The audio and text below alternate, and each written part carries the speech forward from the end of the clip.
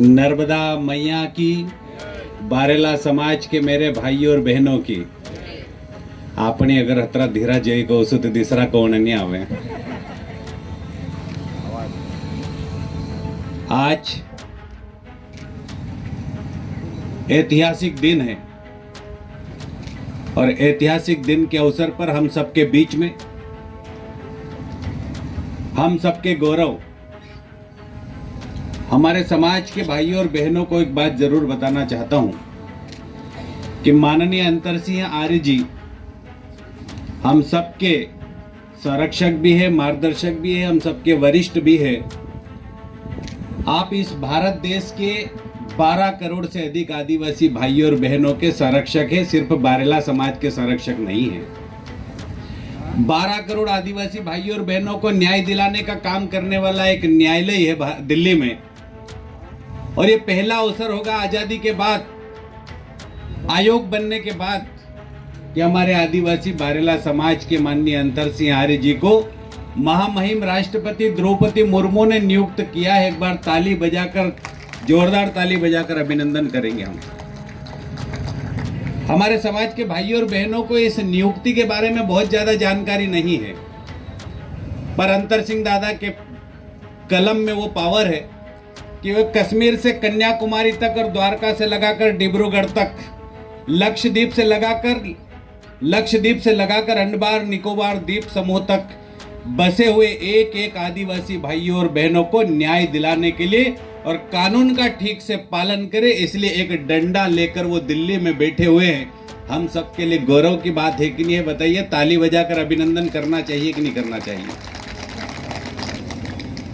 ऐसा नहीं कि अंतर सिंह आर्य जैसे कोई और लोग भी इस देश के अंदर, ऐसा नहीं है। सिंगल डेजिग्नेशन है, सिंगल पद है ये, और सिंगल पद पर हमारे बारेला समाज के आदरणीय दादा विराजित है। ऐसे शख्सियत को, ऐसी विभूति को हम इस मंच पर पाकर गौरवान्वित महसूस करते हैं। हम सबके सरल और सहज, सबके बीच में लोकप्रियता के साथ में सबके दिलों पर राज करने वाले माननीय प्रेम सिंह पटेल जी, जिन्होंने बहुत सरल भाषा में कहा कि ये समाज का कार्यक्रम है, कोई राजनीतिक कार्यक्रम, कोई चुनाव का कार्यक्रम नहीं है। मैं उन भाइयों और बहनों को भी ये संदेश देना चाहता हूँ, ये बारेला समाज का एक सरल और सहज और सीधा सा कार्यक्रम है कि इस भूमि पर ऐतिहासिक भवन बने, जो बारेला समाज की पहचान पूरे देश और मध्य प्रदेश में बने। उस काम के लिए यहाँ पर एकत्रित हुए हम। इसी काम के लिए आप सब भी यहाँ पर उपस्थित हुए हैं। हम सबके बीच में इस मंच पर आदरणीय कन्या सिसोदिया जी, जो जिला पंचायत के सदस्य भी रहे हैं, हमारे पुलिस अधीक्षक आदरणीय श्री जगदीश डावर जी भी यहाँ पर थे अभी कुछ देर पहले। पहला अवसर है जब वो पुलिस अधीक्षक के रूप में हम सबके बीच में है।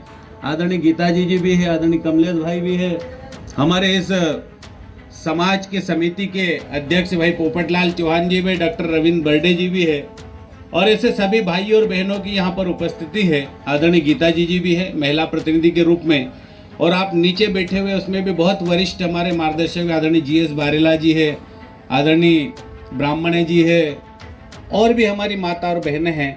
मैं आप सबको दोनों हाथ जोड़ के राम राम करता हूँ, प्रणाम करता हूँ, अभिनंदन करता हूँ। आज वारलो तो लाग रही है कि तुम का जी तो दिखा दे, वारलो लाग रही है तो थापड़ी आवाज नेक्का जोरदार स्वागत करना जो आप,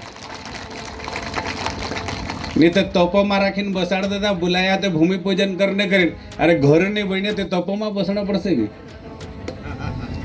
घर तो बने नहीं आम रहे तोपो में बसना पड़से। पर मेरे ख्याल से कुछ दिनों बाद जब घर बन जाएगा तो हम छांव में भी बैठेंगे, और ज्यादा अच्छा बन जाएगा तो AC में भी बैठेंगे। मेरे प्यारे भाइयों और बहनों, ये जो जगह है,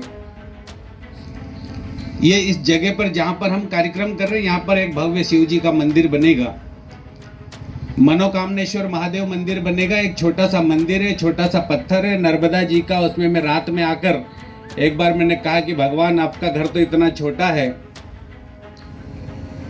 आपका आशीर्वाद मिल जाए तो आपका घर भी बड़ा बना देंगे हम। और आशीर्वाद मिला तो सांसद बन गए। आप भी यहाँ पर कुछ मांग के जरूर जाना, आपकी भी मनोकामनाएं पूरी होगी। और दूसरी बात, ये साइड में जो जमीन है, ये 1 एकड़ से अधिक की जमीन है। इसमें 3 मंजिला भवन का हमने नक्शा तैयार किया है। नगर पालिका परिषद बड़वानी इसकी एजेंसी रहेगी, और अंतिम निर्माण तक समाज और नगर पालिका परिषद के माध्यम से ये होगा। ये जमीन आवंटित करने की प्रक्रिया फाइनल स्टेज पे है और बीच में जो जगह गड्ढा है इसमें पार्किंग बनेगी। और मैं आज एक बहुत अच्छी बात भी आप सबके सामने रखने जा रहा हूं। अगर समर्थन करते हो तो ताली बजाकर इसका समर्थन करना, पूरी बात हो जाने दो फिर ताली बजाना।